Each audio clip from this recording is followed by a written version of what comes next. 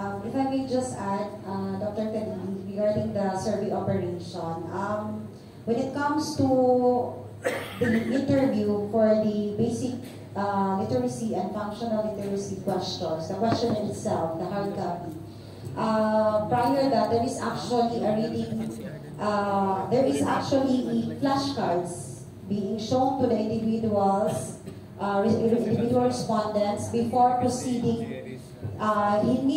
He or she needs to read and write what is on the flashcards prior to answering. Kumbaga, qualifying.